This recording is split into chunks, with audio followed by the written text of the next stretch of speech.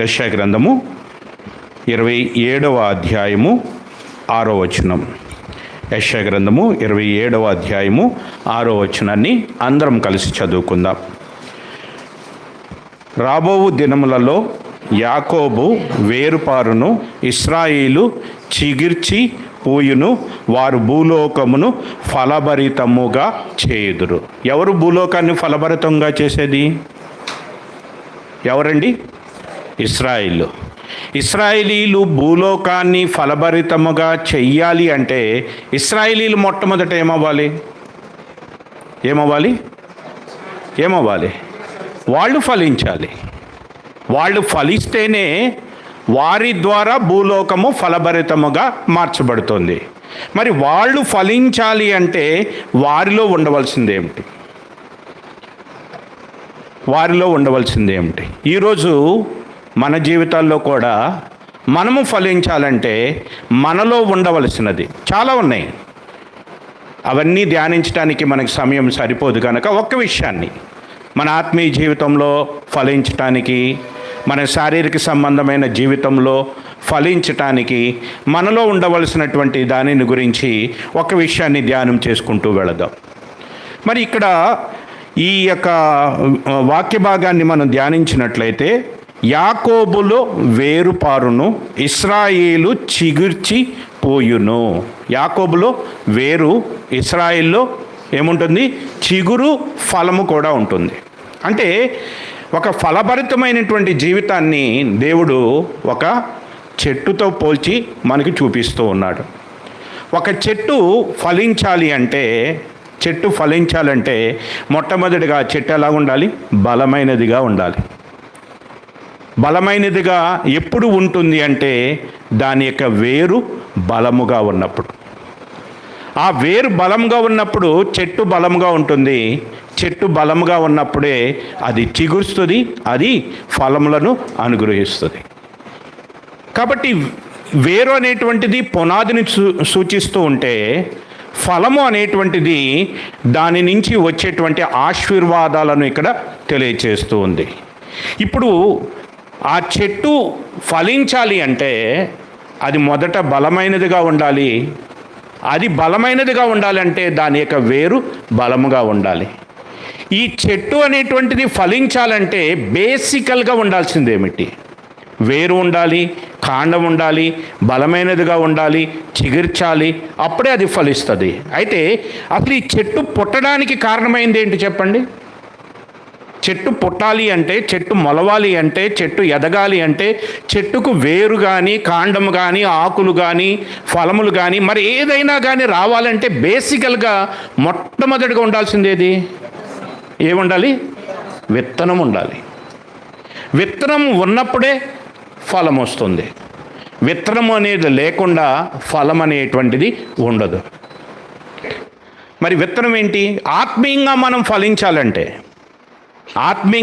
ఫలించాలి అంటే మనల్ని కూడా దేవుడు చెట్టుతోనే పోల్చుతున్నాడు. కాబట్టి ఆత్మీయంగా మనం ఫలించాలంటే మనకు ఉండవలసిన విత్తనం ఏమిటి?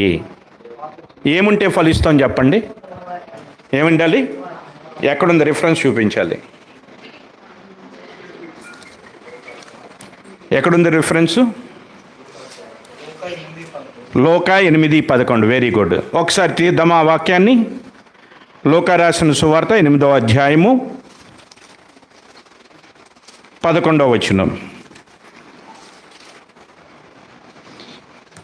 ఏముంది ఇక్కడ? ఏమని రాయబడి ఉన్నది?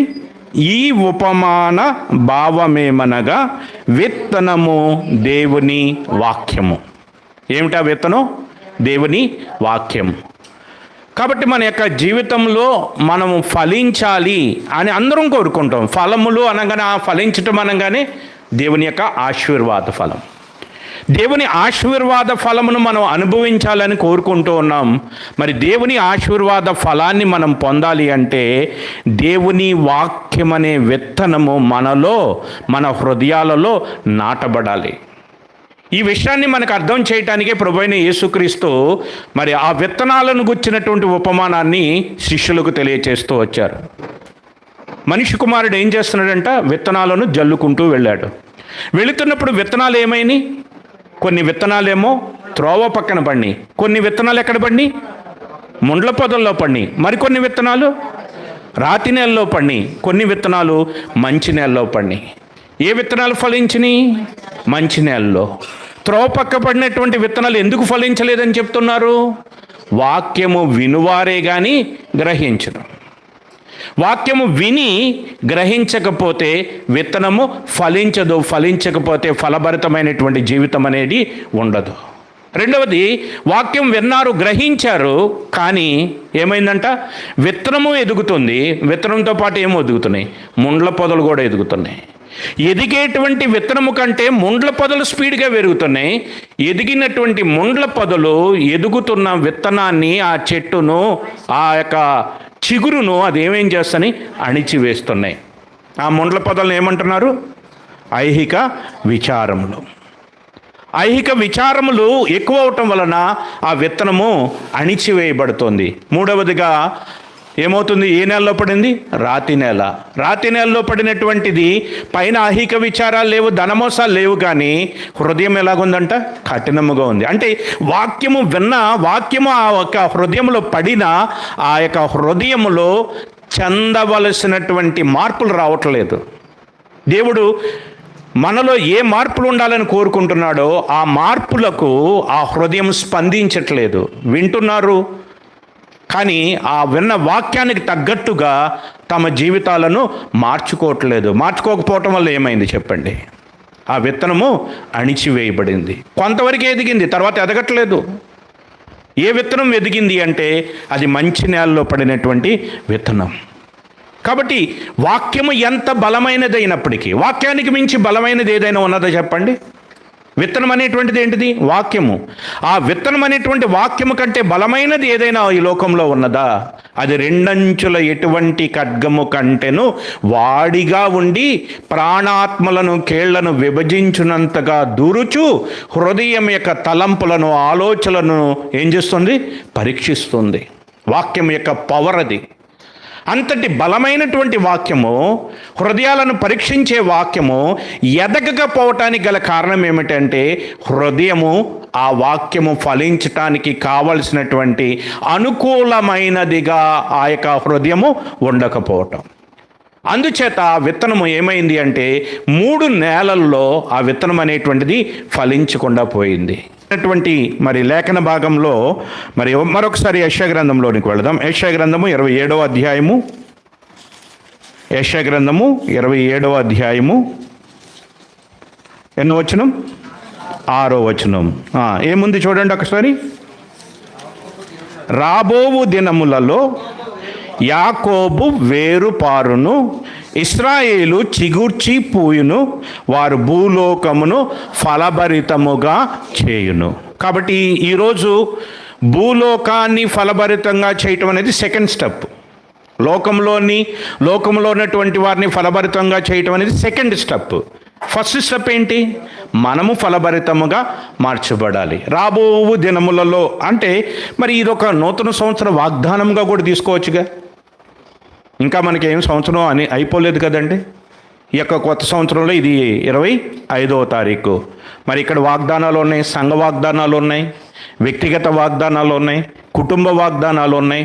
మరి ఈ వాగ్దానాలన్నింటినీ కూడా మనం స్వతంత్రించుకోవాలి.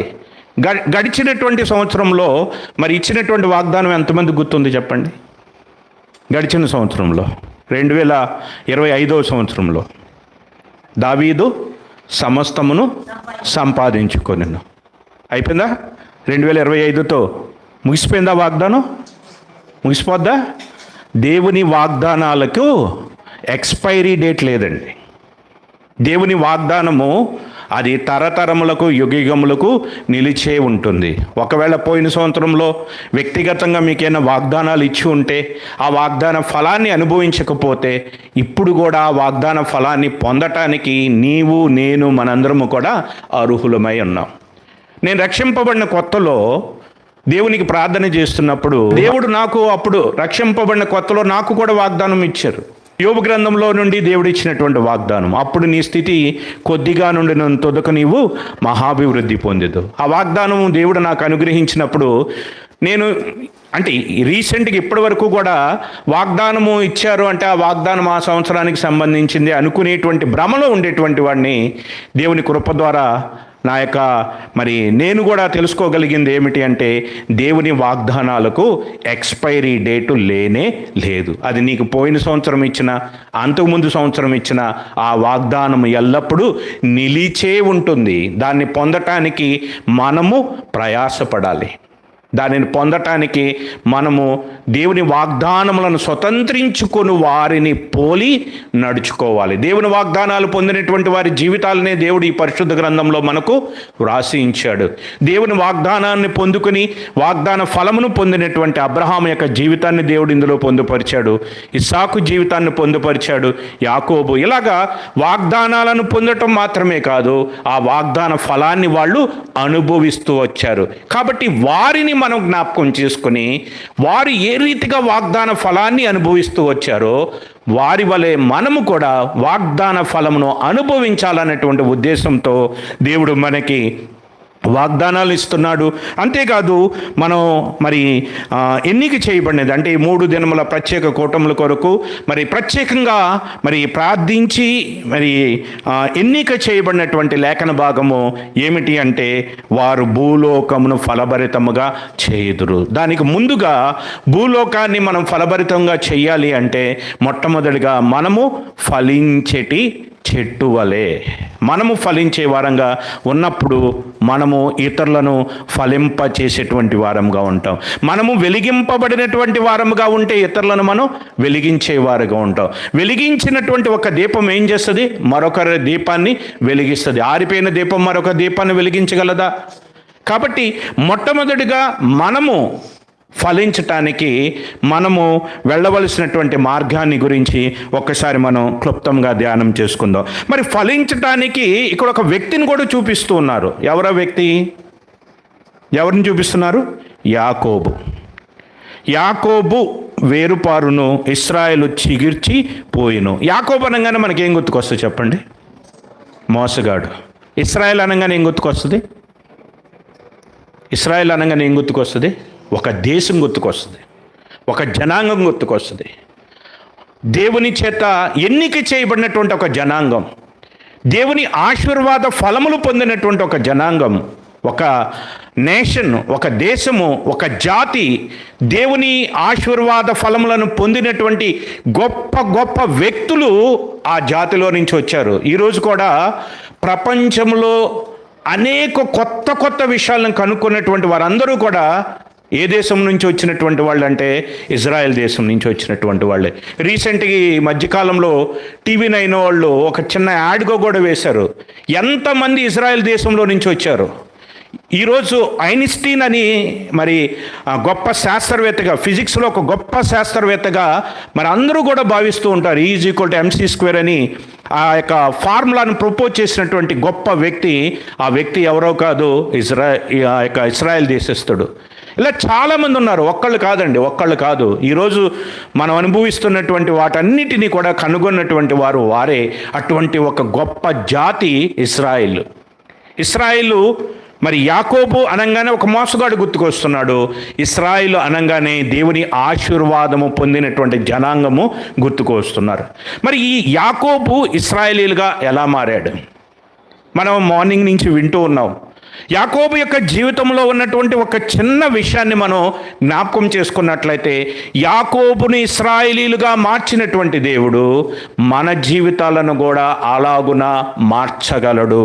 ఆయన మార్చగలడు కాబట్టి ఆయన ఈ యొక్క లేఖన భాగాన్ని మనందరికీ కూడా ఒక వాగ్దాన రూపకంగా అనుగ్రహిస్తున్నాడు. రాబోయేటువంటి కాలంలో ఈ నూతనమైనటువంటి సంవత్సరంలో మనము ఫలించి ఫలభరితముగా లోకాన్ని మార్చాలి, లేదా మన చుట్టూ ఉన్నటువంటి వారికి ఫలభరితముగా ఆశీర్వాద కారణంగా మనం ఉండాలని దేవుడు కోరుకుంటూ దేవుడి యొక్క మాటలు మనకి గుర్తు చేస్తున్నాడు. యాకోబు యొక్క జీవితాన్ని గురించి మనం చూస్తే, యాకోబుని ఎందుకని మనం మోసగాడు అంటాం చెప్పండి? యాకోబు తన అన్నను మోసం చేశాడు. తన అన్నను మోసం చేసి ఆ అన్నకు వెళ్ళవలసినటువంటి ఆశీర్వాదాన్ని మొత్తం ఇతను దొంగిలించి తర్వాత ఏమయ్యాడు చెప్పండి? తండ్రి ఇంటిని విడిచి, తల్లిదండ్రులను విడిచి మరలా దూరదేశానికి పారిపోవలసి వచ్చింది. దూరదేశానికి వెళ్ళిపోయాడు. వెళ్ళిన తర్వాత ఏమయ్యాడు? మోసగించినటువంటి యాకోబు ఏమైపోయాడు? మోసపోయాడు. ఎవరి చేతిలో మోసపోయాడు? తన మామ చేతిలో మోసపోయాడు. లేయా కొరకు ఫస్ట్ ఎవరిని ప్రేమించాడు? రాహేలు కొరకు ఎన్ని సంవత్సరాలు కొలువు చేశాడు? 7 సంవత్సరాలు కొలువు చేశాడు.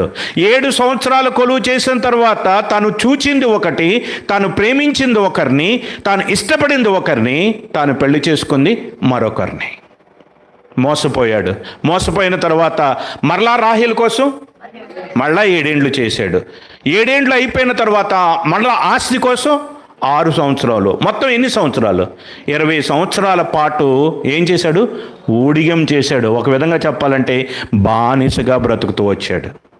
ఎవరి ఆశీర్వాదాన్ని పొందాడు? తండ్రి ఆశీర్వాదాన్ని పొంది, తండ్రి యొక్క ఆశీర్వాదాన్ని దొంగిలించి దూరదేశానికి పారిపోయి, తల్లి లేకుండా తండ్రి లేకుండా తన మామ చేతిలోనే, సొంత మేనమామ చేతిలోనే మోసపోయి 20 సంవత్సరాల పాటు అక్కడ ఎలా బ్రతకాల్సి వచ్చింది? ఒక పనివాడులాగా బ్రతకాల్సినటువంటి పరిస్థితి. అతడు పారిపోతున్నప్పుడు కూడా దేవుడు అతనికి ప్రత్యక్షమై అతనికి ఒక దర్శనం ఇచ్చాడు. నిజంగా చెప్పాలంటే చాలా గొప్ప దర్శనం అది. అటువంటి దర్శనం నిజంగా ఇస్సాకు కూడా లేదు. ఏమిటా దర్శనం? ఇస్సాకుతో దేవుడు ఎప్పుడు మాట్లాడాడు? ఇస్సాకు దగ్గరికి వచ్చి కూడా దేవుడు మాట్లాడుతూ వచ్చాడు. ఇస్సాకుతో ఎప్పుడు మాట్లాడుతూ వచ్చాడు? ఇస్సాకు దేవుడికి విధేయుడైనప్పుడు మాట్లాడాడు. అబ్రహాముతో దేవుడు మాట్లాడుతూ వచ్చాడు. అబ్రహాముతో దేవుడు ఎప్పుడు మాట్లాడుతూ వచ్చాడు? అబ్రహాము దేవుడికి విధేయుడిగా ఉంటూ ఉన్నప్పుడు మాట్లాడుతూ వచ్చాడు. కానీ యాకోబుతో దేవుడు ఎప్పుడు మాట్లాడుతూ వచ్చాడు? మోసగాడే పారిపోతున్నప్పుడు యాకోబుతో మాట్లాడుతూ ఉన్నాడు. ఆ యొక్క దర్శనాన్ని మనం చూసినప్పుడు ఆకాశం నుండి భూమికి ఏమైబడి ఉన్నది? ఒక నిచ్చెన. ఆ నిచ్చెనగా పైకి కిందకి దేవదూతలు ఎక్కుచూ దిగుచూ ఉన్నారు. ఆ నిచ్చెనకు పైన యెహోవా కనబడి అతనితో మాట్లాడుతున్నాడు. ఏమని? నీవు ఉంటున్నటువంటి స్థలమును నేను నీకును నీ సంతానానికి ఉన్నాను. నీ మూలముగా భూలోకమును నేను ఆశీర్వదించబోతూ ఉన్నాను. అంటే నీ ద్వారా లోకం ఆశీర్వదింపబడుతుందంటే నీవు కూడా నా ఆశీర్వాదానికి పాత్రుడవుతావు అని చెప్పినప్పుడు వెంటనే మేల్కొని ఏమన్నాడు? నేను వెళుతున్న మార్గంలో నీవు నాకు తోడై ఉండి తినటానికి ఆహారం, కట్టుకుంటానికి బట్ట ఇచ్చి మరలా నా తండ్రి ఇంటికి నువ్వు తీసుకుని వస్తే నీవు నాకు దేవుడివై ఉంటావు. ఒకవేళ ఇవ్వకపోతే, తినటానికి తిండి ఇవ్వకపోతే, కట్టుకుంటానికి బట్టలు ఇవ్వకపోతే, నన్ను కాపాడకపోతే నీవు నాకు దేవుడుగా ఉండవు. కండిషన్స్. దేవుడికి కండిషన్స్ పెట్టాడు. మోసగాడుగా ఉన్నటువంటి యాకోబు యొక్క మాటల్లో ఉన్నాయి. వెళ్ళాడు, అంత సంపాదించుకున్న తర్వాత అర్థమైపోయింది తన మామ మోసం చేస్తున్నాడని తెలుసుకున్న తర్వాత దేవుడిచ్చినటువంటి వాగ్దానం గుర్తుకొచ్చింది. ఏమని? నేను నీకు తోడయ్యుండి నిన్ను ఆశీర్వదించి మరలా నీ తండ్రి ఇంటికి నేను తీసుకుని వస్తానని చెప్పినటువంటి మాట గుర్తుకొచ్చి తండ్రి ఇంటికి బయలుదేరాడు. తండ్రి ఇంటికి బయలుదేరి మరి వెళుతున్నప్పుడు యాకోబుకి ఒక భయం స్టార్ట్ అయింది. ఏమిటా భయం? ఏంటా భయం అండి? తన అన్న చంపుతాడేమోనని భయం. ఆదికాండం 32వ అధ్యాయంలో మనం చూస్తాం. ఆదికాండం 32వ అధ్యాయంలో తన తండ్రి ఇంటికి బయలుదేరినప్పుడు తన అన్న అయినటువంటి ఏశావు 400 మందిని వెంటబెట్టుకుని మరి చంపటానికి నిన్ను ఎదుర్కొనబోతున్నాడని చెప్పినప్పుడు 7వ వచనంలో యాకోబు మిక్కిలి భయపడి తొందరపడి ఏమయ్యాడు? భయపడి తొందరపడి ఏం చేశాడు? తన దగ్గర ఉన్నటువంటి మరి గుంపు మొత్తాన్ని కూడా 2 భాగాలుగా చేసి ముందు ఆ గుంపులను పెట్టి ఒకవేళ ఏశావు వస్తే ఎవరిని చంపుతాడు? మొట్టమొదటిగా ఎవరిని చంపుతాడండి? ఆ గుంపు. ఎవరా గుంపు? తన యొక్క సేవకులు, తన పనివారు, తను నమ్ముకుని వచ్చినటువంటి వారు. ఇతని ప్రాణాన్ని రక్షించుకోవటానికి ఎవరి ప్రాణాన్ని పణంగా పెట్టేస్తున్నాడు? తన సేవకుల యొక్క ప్రాణాన్ని పణంగా పెట్టేస్తున్నాడు. ఆ రీతిగా తనకున్నటువంటి తన ముందు 2 గుంపులు పెట్టి ఇంకా ఏదో కానుక ఇవ్వాలని ఇంకా చాలా ప్రయత్నాలు చేస్తున్నాడు. ఎన్ని ప్రయత్నాలు చేసినా యాకోబుకి ఏం పోలేదు తెలుసా? తన హృదయంలోనున్న భయము పోలేదు. తండ్రి యొద్ద నుంచి ఆశీర్వాదాన్ని పొందాడు, దేవుని యొద్ద నుంచి వాగ్దానాన్ని పొందాడు. అన్నిటినీ సంపాదించుకున్నాడు. కానీ తాను సంపాదించుకున్న ఏది కూడా చివరికి దేవుని యొద్ద నుండి పొందిన వాగ్దానం కూడా అతనికి పనిచేయట్లేదు. అక్కడ తండ్రి దగ్గర నుంచి పొందినటువంటి ఆశీర్వాదం పనిచేయట్లేదు. అక్కడ చివరికి ఏమైపోయాడు? భయముతో ఉన్నాడు. అతను సంపాదించుకున్నటువంటి ఆస్తి కానీ, తన ఐశ్వర్యము కానీ, తన భార్యలు కానీ, తన బిడ్డలు కానీ, తనకున్నటువంటిది ఏది కూడా తన హృదయంలో ఉన్నటువంటి భయాన్ని తీసివేయలేకుండా పోయింది. అప్పుడు యాకోబు ఏం చేశాడు? ఉదయకాలం మనం చదువుకున్నాం. ఏం చేశాడు? ఉన్నటువంటి వారందరినీ కూడా పంపించేసి ఆస్తిని, తనకున్న బిడ్డలను, తనకున్న భార్యలు, తనకున్న పిల్లలు, తనకున్న గొర్రెలు, మేకలు, మందలు అన్నిటినీ పంపించి చివరికి ఏమైపోయాడు? ఒంటరిగా మిగిలిపోయి ఆ యాకోబు రేవు దగ్గర ఏం చేస్తున్నాడు? దేవునితో పోరాడుతున్నాడు. దేవునితో పోరాడుతున్నప్పుడు ఒక దేవదూత అతనితో పోరాడుతూ అతడు మరి అన్నటువంటి మాట, నీవు నన్ను ఆశీర్వదించితేనే కానీ నేను నిన్ను విడవను అన్నప్పుడు యాకోబు నీ పేరేంటి అన్నప్పుడు ఏం చెప్పాడు? యాకోబు అన్నాడు. అంతకుముందు ఏం చెప్పాడు? ఏశావు అని చెప్పాడు. అక్కడ మోసగాడిగా ఉన్నాడు. ఇక్కడ ఏం చేశాడు? తన స్థితిగతిని మొత్తాన్ని ఒప్పుకున్నాడు. ఇప్పుడు ఎవరికి భయపడుతున్నాడు?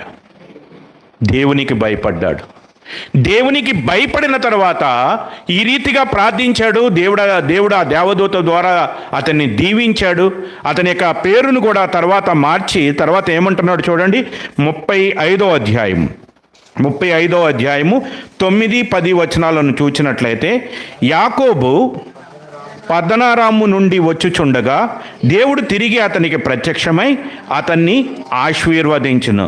అప్పుడు దేవుడు అతనితో, నీ పేరు యాకోబు, ఇక మీదట నీ పేరు యాకోబు అనబడదు, నీ పేరు ఇశ్రాయేలు అని చెప్పి అతనికి ఇశ్రాయేలు అను పేరు పెట్టెను. ఇశ్రాయేలుగా అతడు మారిన తర్వాత, అంటే యెహోవా రక్షించినటువంటి నిన్ను పోలిన వాడు ఎవడును లేడు. అట్లా ఆ రీతిగా దేవుని సన్నిధిలోకి వెళ్ళి దేవునికి భయపడి తన తప్పును ఒప్పుకొని ప్రార్థించినప్పుడు యాకోబు యొక్క భయం ఏమైపోయింది చెప్పండి? తొలగిపోయింది. కాబట్టి ఆ తర్వాత యాకోబు ఇక దేనికి భయపడలేదండి. యాకోబు జీవితంలో ఇక దేనికి భయపడలేదు. ఈ యొక్క మాటలు విన్నప్పుడు మనకి ఏమర్థం అవ్వాలి? దేవునికి భయపడుట. ఫలభరితమైన జీవితానికి ఒక శ్రేష్టమైనటువంటి మార్గం ఏమిటంటే దేవునికి భయపడుట. దేవునికి భయపడటంలో గొప్ప ఆశీర్వాదం ఉన్నది. అందుకని కీర్తనకారుడు 115వ కీర్తన 13వ వచనంలో ఏమంటాడు? 115వ కీర్తన 13వ వచనం,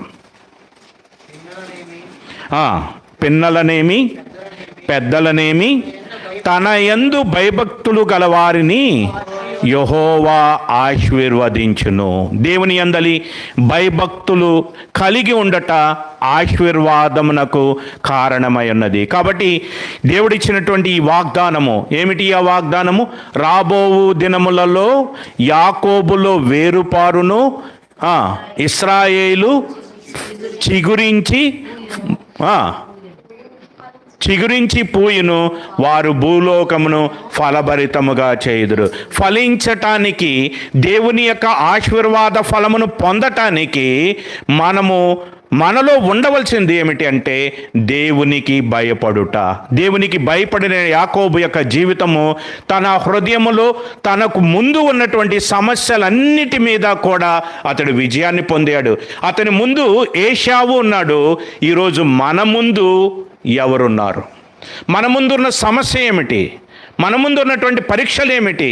చదువుకునేటువంటి స్టూడెంట్స్ అయితే అది జేఈ లాంటిదో, నీట్ లాంటిదో, లేకపోతే భవిష్యత్తును గురించినటువంటి భయమో ఏదో అది ఒక ఏశావులాగా నీ మీదకు తరుముకుంటూ వస్తూ ఉంటే, దానికి నీవు భయపడుతూ ఉంటే, దానిని జయించాలి అంటే యాకోబు వెళ్ళిన మార్గములో నీవు నేను వెళ్ళినట్లయితే తప్పకుండా దానిని జయించగలుగుతాం.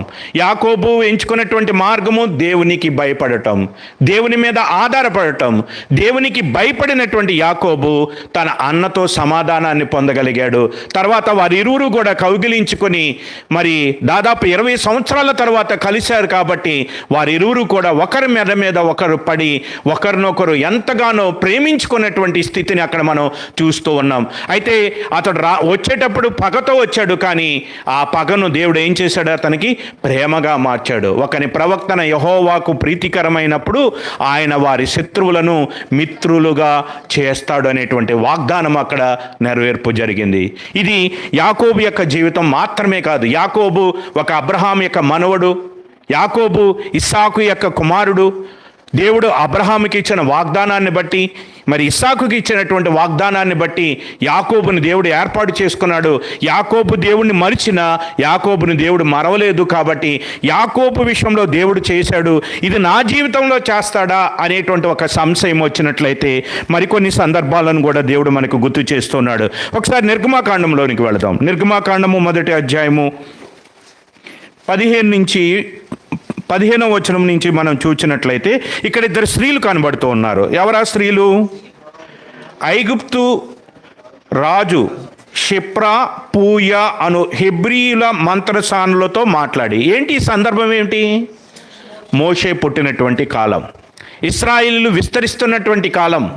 ఇశ్రాయేలు ఈ రీతిగా విస్తరించినట్లయితే ఈ ఇశ్రాయేలీలు శత్రువులతో కలిసి మన మీద యుద్ధం చేసి మనలను ఓడిస్తారేమో అనేటువంటి ఉద్దేశంతో ఆ ఫరో ఇశ్రాయేలీలు విస్తరించుకుంటున్నట్లు దేవుడిచ్చిన వాగ్దానము ఏది? యాకోబుకు కానీ అబ్రహాముకు కానీ ఇస్సాకుకు కానీ దేవుడిచ్చినటువంటి వాగ్దానం ఏమిటి? నీ సంతానం ఆకాశ నక్షత్రముల వలె విస్తరిస్తుంది. అలా విస్తరిస్తున్నటువంటి కాలంలో సాతాను తన యొక్క తంత్రమును ఉపయోగించి ఈ విస్తరిస్తున్నటువంటి ఇశ్రాయేలీలను ఏ రీతిగానైనా మరి అంతం చేయాలనేటువంటి ఉద్దేశంతో మరి ఇశ్రాయేల్లో పుట్టినటువంటి మగవారిని అందరినీ చంపమని, స్త్రీలను అయితే బ్రతకనివ్వమని చెప్పి రాజు ఆజ్ఞను మరి జారీ చేసినటువంటి ఆ సందర్భంలో మరి ఇక్కడ షిప్రా పూయా అనేటువంటి హెబ్రీ మంత్రసానులకు ఈ పనిని అప్పగించినప్పుడు ఏం చేశారు? షిప్రా పూయా అనేటువంటి వాళ్ళు ఎవరికి భయపడ్డారండి? చూడండి అక్కడ ఏమని రాయబడిందో. మీరు హెబ్రీ 17వ వచనంలో, అయితే ఆ మంత్రసానులు దేవునికి భయపడి పుట్టినటువంటి హెబ్రీ స్త్రీలకు పుట్టినటువంటి మగ పిల్లలను చంపకుండా వాళ్ళు విడిచిపెట్టారు. అలా దేవునికి భయపడినందున దేవుడు ఏం చేశాడు? 21వ వచనంలో, ఆ మంత్రసానులు దేవునికి భయపడినందున ఆయన వారికి వంశాభివృద్ధి కలగచేసను. పోనీ వీళ్ళైనా దేవుని ఎరిగిన వాళ్ళ? వీళ్ళు దేవుని ఎరిగిన వాళ్ళు కాదు. దేవుడు అంటే వీరికి ఏమీ అనుభవం కూడా లేదు. అయినప్పటికీ కూడా దేవుడు ఏం చేశాడు? దేవునికి భయపడినందున దేవుడు వారికి వంశాభివృద్ధిని కలగచేశాడు. వీళ్ళు చేసినటువంటి పని మనకి చాలా చిన్నదిగా కనబడుతుంది, కానీ వీళ్ళు తమ ప్రాణాలని పణంగా పెట్టారండి. ఒకవేళ రాజుకు తెలిస్తే ఏమవుద్దో తెలుసా? రాజు చెప్పినటువంటి మాట వినకపోతే వారి ప్రాణాలు ఏమాత్రము కూడా నిలవండి. అటువంటి తెగించి వారు చేసినటువంటి పనిని బట్టి దేవుడు ఏం చేశాడు? వాళ్ళని ఆశీర్వదిస్తూ వచ్చాడు. పిన్నలనేమి పెద్దలనేమి తన యందు భయభక్తులు కలిగినటువంటి వారిని ఆయన ఆశీర్వదించువాడు. మరి ఈ ఒక్క సందర్భమే కాదు, మరొక స్త్రీని చూసినట్లయితే ఆమెకు క్యారెక్టర్ కూడా లేదండి. ఎవరా స్త్రీ? రాహాబు. ఈ రాహాబు గురించి వ్రాయబడినటువంటి మాటలు మనకి యెహోషువ గ్రంథం 2వ అధ్యాయంలో మనకి కనబడుతూ ఉంటాయి. ఈమె కూడా తమ ప్రాణానికి తెగించి చేసినటువంటి పని. ఇశ్రాయేలీలు మరి ఆ యొక్క యెరికో ప్రాంతము గుండా వెళ్ళవలసి వచ్చింది. యెరికో ప్రాంతం గుండా వెళ్ళవలసినటువంటి సమయంలో ఆ యెరికో పట్టణంలోనికి మరి వెళ్ళటానికి, యెరికో పట్టణం ఎలాగున్నదో వేగులు చూడటానికి వేగులు వారిని మొట్టమొదటిగా యెరికో దేశము చుట్టూ కట్టబడినటువంటి గొప్ప గొప్ప ప్రాకారములు ఉన్నాయి. ఆ ప్రాకారముల మీద నివాసము చేస్తున్నటువంటి రహాబు అనే వేశ్య దగ్గరికి వేగులు వారిని పంపించటం జరిగింది. ఆ వేగులు వారు ఆ స్త్రీ దగ్గరికి వచ్చారు అనే సంగతి రాజుకు తెలిసినప్పుడు, ఆ యొక్క యెరికో రాజుకు తెలిసినప్పుడు ఆ దూతలను ఆ యొక్క స్త్రీ దగ్గరికి పంపించినప్పుడు ఆ స్త్రీ ఏం చేసింది? వారిని దాచిపెట్టి దాచిపెట్టి ఆ వచ్చినటువంటి వేగులు వారిని త్రోవ తప్పించి, ఆ వచ్చినటువంటి రాజు దగ్గర నుంచి వచ్చిన దూతల్ని త్రోవ తప్పించి వేరొక మార్గంలో వారిని పంపివేసింది. ఒకవేళ ఈ విషయం రాజుగారికి తెలిస్తే ఏం జరిగిద్దండి? ఈమె ప్రాణం కూడా పోవటమే. అయినప్పటికీ ఆమె ప్రాణం తెగించి మరి వేగులు వారిని కాపాడింది. ఎందుకు కాపాడింది అంటే ఆ యొక్క స్త్రీకి, ఆ యొక్క రహాబు అనేటువంటి వేశ్యగా ఉన్నటువంటి ఆ యొక్క స్త్రీకి మరి ఆమె చెప్తున్నటువంటి మాటలు వింటే నిజంగా ఎంత అద్భుతంగా ఉంటాయి అంటే, ఒకసారి యెహోషువ గ్రంథం 2వ అధ్యాయము 11వ వచనంలో చూసినప్పుడు, మేము విన్నప్పుడు మా గుండెలు కరిగిపోయిను, మీ దేవుడైన యెహోవా పైన ఆకాశమందును క్రింద భూమి యందును దేవుడే మీ ఎదుట ఎట్టి మనుషులకైనను. ఇశ్రాయేలీలు ఐగుప్తులో నుండి బయలుదేరి రాగానే ఏ మార్గంలో నడిపించాడండి వాళ్ళని? ఏ మార్గంలో నడిపించాడు? ఎర్ర సముద్రపు మార్గంలో నడిపించాడు. ఎర్ర సముద్రం మార్గంలో నడిపిస్తున్నప్పుడు ఎర్ర సముద్రం దగ్గరికి రాగానే ఇశ్రాయేలు అందరూ ఏం చేశారు? సొణిగారు, గొణిగారు. దేవుడు మాకు ఐగుప్తులో సమాధులు లేవనా ఎక్కడికి తీసుకొచ్చాడు, ఈ ఎర్ర సముద్రం ఇప్పుడు ఎలా దాడుతామని ఎర్ర సముద్రమును చూసి భయపడ్డారు. వెనకాల ఫరో సైన్యం వస్తుంటే ఆ ఫరోని సైన్యాన్ని చూసి భయపడుతున్నారు. ముందు చూస్తే నుయ్య, వెనక చూస్తే గొయ్య అన్నట్టుగా వాళ్ళ యొక్క పరిస్థితి అయిపోయింది. దేవుడు తెలియదా ఆ మార్గంలో వెళ్తే ఎర్ర సముద్రం ఉంటుందని? కానీ ఆ మార్గంలో ఎందుకు నడిపించాడు అంటే అక్కడ చేసేటువంటి అద్భుతము ఇశ్రాయేలీలకు వారి కన్నులు తెరవబడాలి. అంతేకాదు వీరి పక్షముగా ఉన్న దేవుడు ఎంతటి గొప్పవాడో ప్రపంచానికి తెలియాలి. వీరు తెలుసుకోలేదు కానీ ప్రపంచానికైతే తెలిసింది. అక్కడ చీల్చబడినటువంటి ఎర్ర సముద్రమునికి వచ్చినటువంటి వార్త ఎక్కడికి వెళ్ళిపోయింది? ఎరుకో దేశానికి వెళ్ళిపోయింది. ఎరుకో దేశం మాత్రమే కాదండి, అక్కడ ఉన్నటువంటి అనేక దేశాలకు దేవుని యొక్క శక్తి ఏంటో, దేవుని యొక్క బలం ఏంటో, దేవుని ప్రజలేంటో, ఇశ్రాయేలీలు అంటే దేవుని ఆశీర్వదింపబడినటువంటి వారు, వారి పక్షముగా ఉన్నటువంటి దేవుడు ఎంత శక్తివంతుడు, ఎంతటి బలవంతుడో ప్రపంచములో ఉన్నటువంటి జనాంగాలన్నిటికీ కూడా ఆనాటి కాలంలో తెలియచేయబడింది. ఆ రీతిగా ఈ యొక్క స్త్రీకి ఎర్ర సముద్రమును చేల్చబడుట అనేటువంటి సంగతిని విన్నది వారి ద్వారా, వీరి ద్వారా విన్నటువంటి ఆ సమయం నుంచే ఆ జనాంగములు కలిగి ఉన్నటువంటి ఆ దేవుని మీద ఆమె విశ్వాసం ఉంచింది. ఆ దేవునికి భయపడుతోంది. ఆ దేవునికి భయపడి అవసరమైతే ఆ దేవుని కొరకు నా ప్రాణం పోయినా పర్లేదు అని చెప్పి ఆ దేవుని ప్రజల దూతలు తన దగ్గరికి వచ్చినప్పుడు, వేగులు వారు తన దగ్గరికి వచ్చినప్పుడు ప్రాణము తెగించి వారిని కాపాడింది. రాజుకు భయపడలేదు. ఎవరికి భయపడింది? దేవునికి భయపడింది. ఎవరిమే? రాహాబు. ఈమె క్యారెక్టర్ ఏమిటి? తర్వాత దేవుడు ఏం చేశాడు? ఈమెని దేవుడికి భయపడినందుకు కానీ ఈమెకి ఏం చేశాడు దేవుడు? ఎవరు? సల్మాను యొక్క భార్యగా చేశారు. ఎవరు సల్మాను? దావీదు యొక్క తండ్రి పేరు? యెష్షై యొక్క తల్లి పేరు ఎవరు? చూడండి ఒకసారి మత్తయి రాసిన సువార్త 1వ అధ్యాయం.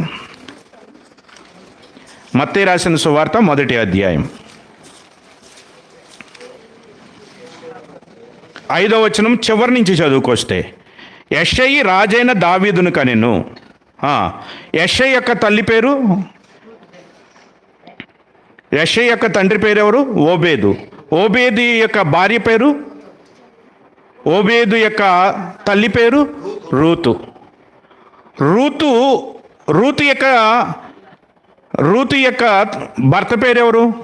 బోయేజు. బోయేజు యొక్క తల్లి పేరు, బోయేజు ఎవరు మనందరికీ బాగా తెలుసు కదండి. అంటే ఇప్పుడు ఈ యొక్క రహాబ్ అనేటువంటి వేశ్యగా ఉన్నటువంటి ఆమెను ఎవరి యొక్క వంశ వృక్షంలో చేర్చుకున్నాడు చెప్పండి? యేసుక్రీస్తు తన వంశవృక్షంలో చేర్చుకున్నాడు. ఈ వంశవృక్షంలో అందరి పేర్లు చూస్తే మగవాళ్ళ పేర్లే ఉంటాయి. లోకానికి అర్థం కాల, మగవాళ్ళకి అంటవేంటో అనుకుంటున్నారు. వాళ్ళకేం తెలుస్తుంది? అబ్రహాము ఇస్సాకును కనును, ఇస్సాకు యాకోబును కనును, వాళ్ళకి తెలియదు లోకానికి.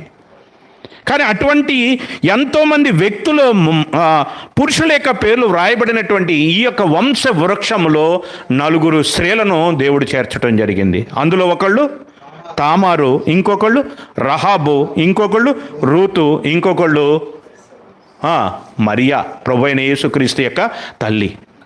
ప్రభువైన యేసుక్రీస్తు యొక్క తల్లి పవిత్రురాలైన కన్యక. మిగిలినటువంటి వారి యొక్క జీవితం వాళ్ళేమి దేవుని సంబంధులు కాదు. తామారు కూడా అన్యురాలే. తర్వాత ఉన్నటువంటి రహాబు, ఆమె ఎవరు? యెరికో పట్టణస్థురాలు. రూతు ఎవరు? మోయాబిరాలు. వారిని ఎంతగా దేవుడు హైలైట్ చేశాడంటే, వారిని తన వృక్షంలో చూపించుకోవటానికి, వారి సంతానంలో నుండి నేను లోకంలోనికి వచ్చానని చెప్పడానికి ప్రభు ఏమాత్రమూ సిగ్గుపడలేదండి. అంతటి గొప్ప కార్యాన్ని మరి ఆ రీతిగా ప్రభు చేత హెచ్చించబడి ప్రభు యొక్క వంశ వృక్షంలో వారు చేర్చబడటానికి కారణం ఏమిటంటే, వారు తెగించి చేసిన కార్యం. దేవునికి వారు భయపడినందున, దేవునికి భయపడి తమ ప్రాణాలను పోగొట్టుకుంటానికి కూడా ఇష్టపడ్డారు. కాబట్టి అటువంటి స్త్రీల యొక్క పేర్లు ఆయన మరుగు చేయలేదు. వారిని వంశవృక్షంలో చేర్చి తరతరాలకు కూడా వారిని హెచ్చిస్తూనే వస్తూ ఉన్నాడు. దేవుని యొక్క ఆశీర్వాద ఫలమును మనం పొందటానికి మనము వెళ్ళవలసినటువంటి శ్రేష్టమైనటువంటి మార్గం ఏమిటి అంటే, దేవునికి భయపడుట. దేవునికి భయపడినటువంటి వాడు లోకములో దేనికి భయపడడు. దేవునికి భయపడని వాడు లోకములో ప్రతిదానికి భయపడాల్సిందే. ఇశ్రాయేలు ఐగుప్తులో నుండి బయలుదేరి వస్తుంటే ఎర్ర సముద్రమును చూడంగానే భయం, ఆకలి వేస్తే భయం, శత్రువులు ఎదురొస్తున్నారంటే భయం, ఏది చూసినా భయమే వాళ్ళకి. కారణం ఏమిటి? వాళ్ళు దేవునికి భయపడలేదు. ఇశ్రాయేలు కనాను దగ్గరకు వచ్చేసారు. ఇంకా కనానులోనికి వెళ్ళాలి. కనానులోనికి వెళ్ళటానికి కనానులోనికి వేగుల వారిని పంపించారు. ఎంతమందిని పంపించారు? 12 మందిని పంపించారు. 12 మందిని పంపిస్తే 12 మంది 40 దినాలు ఆ దేశమంతా చూచి అక్కడ సంచరించి అక్కడ ఉన్న జనులు ఎట్లాంటి వారు మొత్తం సమాచారం తెలుసుకుని తిరిగి వచ్చి ఆ సమాచారం అంతయు కూడా ఏం చేశారు? మోషేకి తెలియచేయటం జరిగింది. తెలియచేసినటువంటి వారిలో 10 మంది ఏ సమాచారం తెచ్చారు? చెడ్డ సమాచారం తెచ్చారు. 2 ఏం తెచ్చారు? మంచి సమాచారం. ఆ 12 మంది చూచింది ఒకటే, కానీ 2 ఆ చూచినటువంటి దాంట్లో మంచి సమాచారం తెస్తే ఈ 10 మంది ఏమో చెడ్డ సమాచారం. కారణం ఏమిటంటే, ఈ 10 మంది చూచింది ఎవరిని అంటే అక్కడున్న మనుషులు చూశారు. ఎలా ఉన్నారంట ఆ మనుషులు? గొలియాతులు వలె ఉన్నారట, ఆజానుబాహులంట.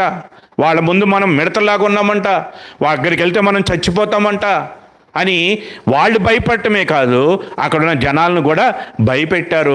అందరినీ కూడా మరి భయపెట్టి వారందరూ ఏడవటానికి, వాళ్ళందరూ సొనగటానికి, వాళ్ళందరూ రాళ్ళు పట్టుకుని అక్కడ ఉన్నటువంటి మోషేను వాళ్ళను కొట్టి చంపేయాలనేటువంటి ఆలోచన తీసుకొచ్చింది ఆ 10 మంది. అంతేకాదు వాళ్ళందరూ కూడా ఒక మనిషిని ఏర్పాటు చేసుకుని, ఒక వ్యక్తిని ఏర్పాటు చేసుకుని తిరిగి మనందరము కూడా ఐగుప్తునకు పోదామనేటువంటి ఆలోచనను వారిలో కలిగించారు. అయితే మిగిలినటువంటి 2 ఎవరిని చూశారు? వారిని, అక్కడ ఉన్నటువంటి జనాలను చూశారు. దాంతోపాటు వారికంటే శక్తిమంతుడైన దేవుణ్ణి చూచారు. వీళ్ళు ఎప్పుడైతే మనుషులను చూచారో భయపడ్డారు, వీళ్ళు దేవుణ్ణి చూచారు కాబట్టి దేవుని బట్టి వీళ్ళు బలాన్ని పొందారు. ఈరోజు మన యొక్క ఆత్మీయ జీవితంలో మనం ఫలించటానికి మనం చూడవలసింది ఏమిటి అంటే, మనకు ఎదుటున్నటువంటి సమస్యను చూస్తే మనం ఓడిపోతాం. సమస్య నుంచి విడిపించగల దేవుణ్ణి చూస్తే మనం విజయాన్ని పొందుతాం. షడ్రకు మేషకు అబేద్నెగోలు నిలబెట్టి అగ్నిగుండంలో వేసేస్తామంటే వాళ్ళు భయపడ్డారా? ఎందుకు భయపడలేదండి? అగ్నిగుండంలో నుండి దేవుడు మమ్మల్ని విడిపించగలడు. ఒకవేళ విడిపించకపోయినా పర్లేదు, ఒకవేళ దేవుడు విడిపించకపోయినా పర్లేదు. ఒకవేళ ఈ అగ్నిగుండానికి నేను భయపడితే రేపొద్దున దేవుడు ఎక్కడేస్తాడు? నిత్యాగ్ని దండన. అక్కడి నుంచి ఎవరు విడిపిస్తారు?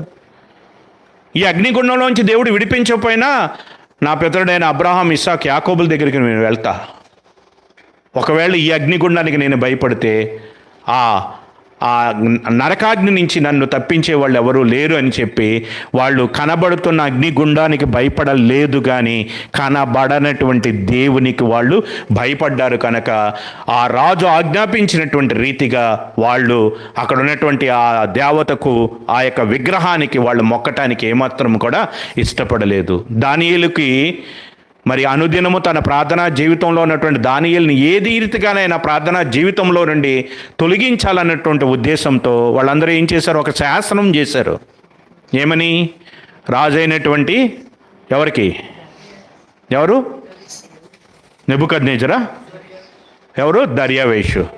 దర్యావేషుకు తప్ప మరెవరికి కూడా ప్రార్థన చేయకూడదు. ఈ శాసనము వ్రాయబడి ఉన్నదని ఎరిగినప్పటికీ, ఎవరికి? దానియేలుకి తెలిసినప్పటికీ దానియేలు ఏం చేశాడు? తన యొక్క తలుపులు యెరూషలేము తట్టు తెరవబడి ఉండుట చూచి యెరూషలేము తట్టు తన చేతులు ఎత్తి ఏం చేస్తున్నాడు? ప్రార్థన చేస్తున్నాడు. ప్రార్థన చేస్తున్నప్పుడు ఏం జరిగింది చెప్పండి? తీసుకువెళ్ళి సింహాల బోనులో వేయబడ్డాడు. శాసనాలకు భయపడ్డా? భయపడలేదు. శాసనాలకు భయపడలేదు కాబట్టి దేవుడు సింహము నోరు మోయించాడు. ఇక్కడ ఒక అద్భుతాన్ని చూసారా? ఒక ఆశ్చర్యకరమైన కార్యాన్ని చూసారా? ఏ ఇంటిలో నుంచి శాసనము బయలుదేరిందో, ఇశ్రాయేలుకు పుట్టినటువంటి మగపిల్లలందరినీ కూడా చంపేయమని ఏ ఇంటిలో నుండి శాసనం బయలుదేరిందో ఆ ఇంటిలో నుండే తన ప్రజలను రక్షించటానికి దేవుడు మరి ఆ షిప్రాపూయ అనేటువంటి వారిని దేవుడు ఏర్పాటు చేసుకున్నాడు. అదే రీతిగా అక్కడ ఉన్నటువంటి ఆ యొక్క దర్యావేషు కాలంలో ఉన్నటువంటి నాయకులు ఎవరు అనుకోలేదు. మేము ఆ సింహాల బోన్లో వేయబడతామని వాళ్ళు అనుకోలేదు. దానియేలు కోసం సిద్ధపరిచినటువంటి బోన్లో చివరికి ఎవరు పడ్డారు? దానియేలు మీద నేరం మోపినటువంటి వారి సింహాలకు ఆహారమైపోయారు. చివరికి ఆ అగ్నిగుండంలో వేయటానికి వెళ్ళినటువంటి వారు అందులో కాలిపోయారు, కానీ అగ్ని వారిని ఏమాత్రమూ దహించలేదు. ఈరోజు మన ఆత్మీయ జీవితంలో మనం ఫలించటానికి మనలో ఉండవలసినటువంటిది, దేవుడు కోరుకుంటున్నటువంటిది, మరి ముఖ్యంగా యవనస్తులైనటువంటి వారు మనలో ఉండవలసినటువంటిది ఏమిటి అంటే దేవునికి భయపడుట. ఫలించుటానంగానే మనకు గుర్తుకొచ్చే వ్యక్తి ఎవరు చెప్పండి? యోసేపు కొన్న టైటిల్, దేవుడిచ్చిన టైటిల్ ఏంటి? యోసేపు ఫలించెడి కొమ్మ. ఎక్కడ ఫలించాడు యోసేపు? ఎక్కడ ఫలించాడండి? చర్చిలో ఫలించలేదు, తన ఇంటిలో ఫలించలేదు, ఐగుప్తులో ఫలించాడు. ఐగుప్తులో ఎక్కడుండి ఫలించాడు? నేరము వేసినప్పుడు ఫలించాడు, నింద మోపినప్పుడు ఫలించాడు, చెరసాల్లో వేసినప్పుడు ఫలించాడు. ఆ పోతీఫర్ భార్య వచ్చి ఆ యొక్క యోసేపును బలవంతం చేస్తే ఎవరన్నా ఉన్నారు అక్కడ? ఎవరు లేరు. ఒకవేళ పోతీఫర్ భార్య చెప్పినటువంటి రీతిగా ఒప్పుకుంటే యోసేపుకి ఈమె ఏం చేసేది? రికమెండేషన్ చేసి పదోన్నతి కూడా ఇచ్చేది. కానీ అతడు ఎవరికి భయపడ్డాడు? ఏ చూపు చూస్తుందని చూడలేదు, పైన చూచే దేవుని కన్నులకు అతడు భయపడ్డాడు. భయపడి ఏం చేశాడు? పారిపోయాడు. పారిపోయటం వల్ల అతని జీవితంలో తాత్కాలికంగా నిందలు వచ్చినాయి, అవమానాలు వచ్చినాయి, జైలు పాలయ్యాడు.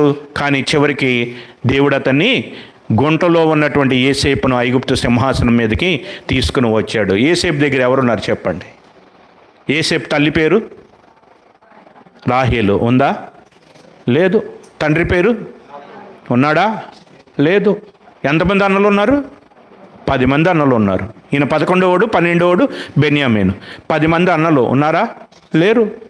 పోనీ అతనికి ఏమన్నా ఫాస్టర్ గారు ఉన్నారా? లేరు. అతని గురించి ప్రార్థించే వాళ్ళు ఉన్నారా? లేరు. తండ్రి ఏమో చనిపోయాడు అనుకుంటున్నారు. ఎవరు లేరు. తల్లి లేదు, తండ్రి లేడు, బంధువులు లేరు, అన్నదమ్ములు లేరు, స్నేహితులు లేరు, వాక్యము కూడా లేదండి అతనికి, పరిశుద్ధ గ్రంథం కూడా లేదు. ఏమున్నా లేకపోయినా తన మనసులో ఎంతో బాధ ఉంది. ఇద్దరికి మేలు చేస్తే వాళ్ళు బయటికి వెళ్ళి ఏం చేశారు? ఈయన మర్చిపోయారు. మర్చిపోయేటప్పుడు లోపల ఎంతో బాధ. ఆ బాధను మింగేశాడు. ఆ బాధను దేవునికి చెప్పుకున్నాడు తప్ప మనుషులతో ఎక్కడ లేదు. తన మనసులో బాధను పంచుకుంటానికి కూడా ఒకళ్ళు లేరు. తన అన్నలు అందరూ తిరిగి వచ్చినప్పుడు తన హృదయంలో కలిగినటువంటి వేదనను తట్టుకోలేక పక్కకి ఏం చేస్తున్నాడు? ఏడుస్తున్నాడు. అంటే తన జీవితంలో అన్ని సంవత్సరముల పాటు తన హృదయంలో ఉన్నటువంటి బాధను పంచుకునేటువంటి ఒక వ్యక్తి కూడా అతనికి లేకుండా పోయాడు. అయినప్పటికీ ఏమయ్యాడు? అతడు ఫలించెడు కొమ్మగా ఉన్నాడు. ఈరోజు మరి యోసేపు యొక్క జీవితంతో మనల్ని పోల్చుకుంటే ఎలా ఉన్నాం చెప్పండి? మనకి ఎన్ని సదుపాయాలు ఉన్నాయి చెప్పండి? ఎంత చక్కగా మనకి ఈరోజు వాక్యాన్ని వినటానికి, వాక్యాన్ని ధ్యానించడానికి, వాక్యాన్ని అనుసరించి నడుచుకోవటానికి ఎన్ని రకాలుగా మనకి దేవుడు మరి అనుకూల పరిస్థితులను ఇచ్చాడు. మేము ఉంటున్నటువంటి ఇప్పుడు ఆ కర్ణాటకలో అయితే బయటికి వెళ్ళి పబ్లిక్గా సువార్త ప్రకటించడానికి అవకాశం లేదు. ఇంకా అక్కడ ఉన్నటువంటి గవర్నమెంట్ కొంత సువార్తకు అనుకూలమైనటువంటి గవర్నమెంట్ కాబట్టి కొంత అయినది ఉంది. కానీ తర్వాత గవర్నమెంట్ మారితే ఒక చర్చి కట్టుకోవాలన్నా పర్మిషను. అక్కడ ఇప్పుడు చర్చి నిర్మాణం కోసం కనీసం 10-15 సంవత్సరాల నుంచి గవర్నమెంట్ చుట్టూ తిరుగుతున్న ఇప్పటి వరకు కూడా పర్మిషన్లు రాలేదు. పబ్లిక్గా బయటికి వెళ్ళి సువార్త ప్రకటించడానికి లేదు. అసలు పబ్లిక్ మీటింగ్లు అనేవే జరగవు. ఎక్కడ ఒక పోస్టర్ కనబడదు. మేము వెళ్ళిన కొత్తలో కొన్ని సంవత్సరాల క్రితం ఒక వ్యక్తి ఇట్లానే మన సహవాసం తరపున మరి ఆటోలో తనకి ఎక్కినటువంటి వాళ్ళందరికీ కూడా ఈ కరపత్రాలు ఇచ్చే వాళ్ళకి సువార్త ప్రకటిస్తుంటే కొంతమంది ఆ వ్యక్తిని మరి ఒక చాటైనటువంటి మార్గంలోకి నడిపించమని అక్కడికి తీసుకెళ్ళమని చెప్పి అక్కడికి తీసుకువెళ్ళి అతన్ని బాగా కొట్టివేసినటువంటి సందర్భం. అటువంటి ప్రతికూల పరిస్థితులు. కానీ ఇక్కడైతే మనకి ఎంతో అనుకూలమైనటువంటి పరిస్థితి. కాబట్టి దేవుడు అంటున్నటువంటి మాట ఏమిటంటే మనం ఫలించే వారంగా ఉండాలి అంటే యెషయా గ్రంథం 27:6 ఇందాక మనం చదువుకున్నటువంటి రీతిగా యెషయా గ్రంథం 27:6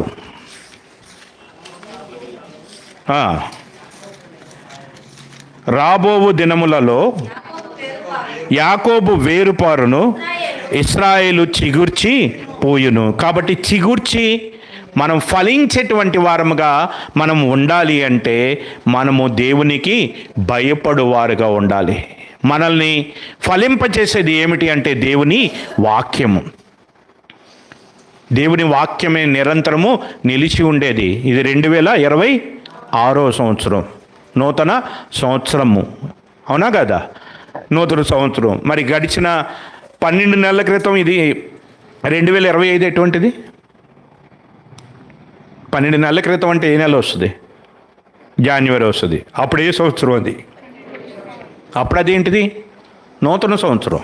అప్పుడు ఏది పాత సంవత్సరం? 2024 పాత, 2025 కొత్త. ఇప్పుడు 2025 పాత, 2026 కొత్త. ఇంకో 12 నెలలు పోతే ఇది పాతది, ఇంకొకటి కొత్తది. దానికి ఎంతకాలం? ఒక 12 నెలలు. ఈ లోకంలో ఏది కూడా నూతనమైనది లేనే లేదు. మనం వేసుకున్న బట్టలు, క్రిస్మస్ వచ్చిందని కొత్త బట్టలు కొనుక్కున్నాం కదా, జనవరి 1 కొత్త బట్టలు కొనుక్కున్నాం కదా, ఇప్పుడు దాకా కొత్తవేనవి ఇంకా ఏమవుతున్నాయి? పాతవైపోయినాయి. మనం వండుకునేటువంటి ఆహారం చికెనో మటనో వండుకున్నాం అనుకోండి, నిన్న వండుకున్నది ఇవాళ తింటారా? పోనీ రేపు తింటారా? ఏమైపోద్ది? పాతది అయిపోద్ది. మెడిసిన్స్ దానికి ఒక ఎక్స్పైరీ డేట్ ఉంది. ఎక్స్పైరీ డేట్ ముందు వరకు అది ఔషధం. ఎక్స్పైరీ డేట్ దాటితే అది ఏమైపోద్ది? విషంగా మారిపోద్ది. ఎక్స్పైరీ. ఈ ప్రపంచంలో ప్రతిదీ కూడా దానికి ఒక కాలం నిర్ణయించబడి ఉంది. ఆ కాలం వరకే అది, ఆ తర్వాత అది పాతగిల్లిపోద్ది. పాతగిల్లిపోయి ఈ ప్రపంచంలో పాత గిల్ల అనేది ఒకటి ఉన్నది. ఏమిటది? యెషయా గ్రంథము 40వ అధ్యాయము.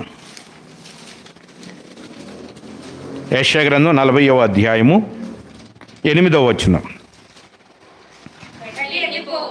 గడ్డి ఎండిపోవును. ఏమిటి గడ్డి?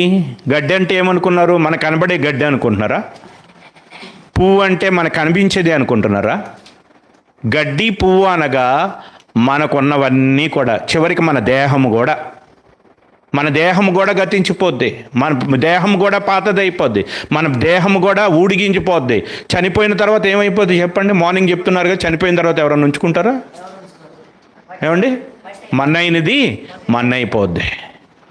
ఏదీ లేదు ఈ లోకంలో. గడ్డి ఎండిపోవును, దాని పువ్వు వాడిపోవును. ఆయన పైన వచనంలో ఏమంటున్నారంటే సర్వశరీరులు గడ్డి అయి ఉన్నారు. అంటే మనందరం ఎలాగున్నాం? గడ్డిలాగా ఉన్నాం. అంటే మనందరికి ఏముంది?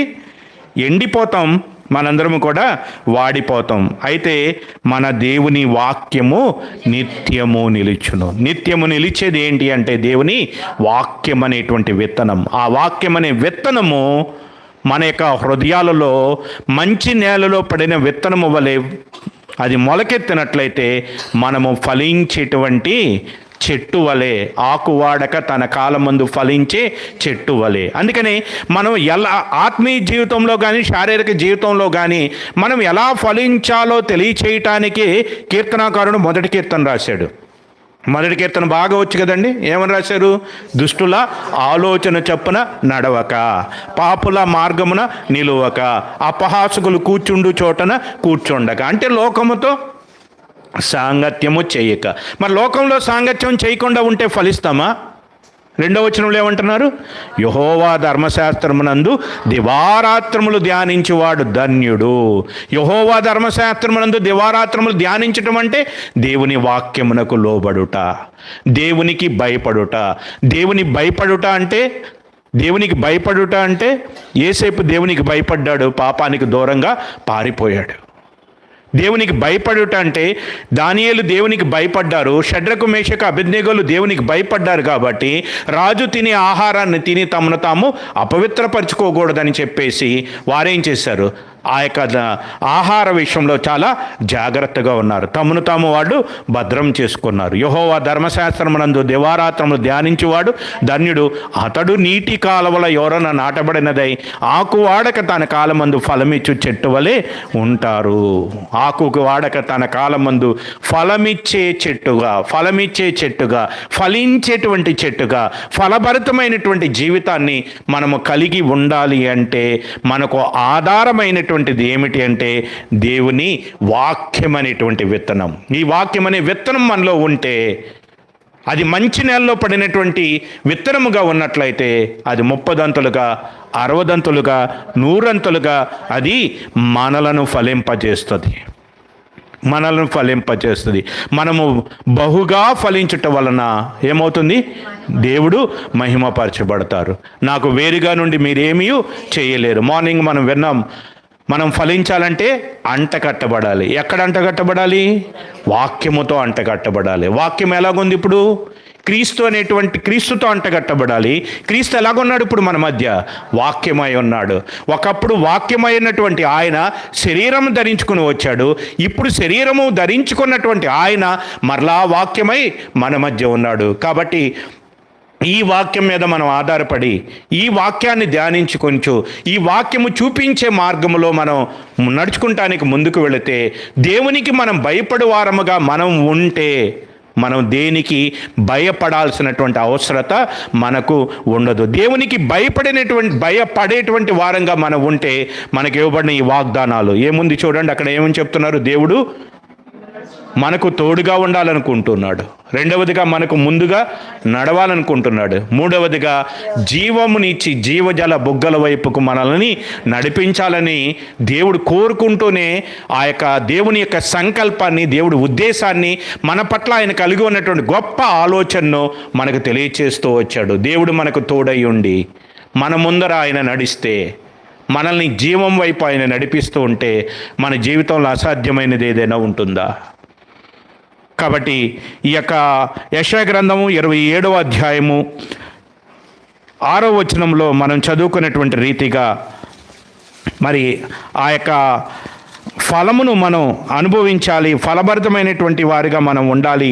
రాబోయేటువంటి దినముల్లో, అనగా ఈ నూతనమైన సంవత్సరంలో, ఈ 2026వ సంవత్సరంలో మరి దేవుడు మనకిచ్చినటువంటి వాగ్దానపూర్వకం ఆనాడు ఇశ్రాయేలీలకే కాదు, ఇది మనకి కూడా.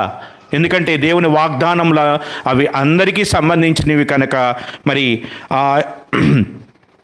దేవుడు మనం చిగిర్చి మనం ఫలించే వారంగా భూలోకానికి ఫలభరితంగా మనం ఉండాలని దేవుడు కోరుకుంటూ, దేవుడు మనకి ఇచ్చినటువంటి ఈ యొక్క లేఖన భాగాన్ని ఆధారం చేసుకొని మరి దేవుని మీద ప్రతిదినము ఆధారపడుతూ, మరి ఆ యొక్క ఇశ్రాయేల్లో 10 మంది చూచినటువంటి రీతిగా కాకుండా ఆ యొక్క యెహోషువ, కాలేబు చూచినటువంటి రీతిగా దేవుని శక్తిని చూచుకుంటే మనం అన్నిటిలో కూడా విజయాన్ని పొందగలుగుతాం. ఎర్ర సముద్రం అనేది మనకు అసాధ్యము, కానీ దేవునికి కాదు. అగ్నిగుండం అనేటువంటిది మనకు అది భయంకరమైనది, కానీ దేవునికి కాదు.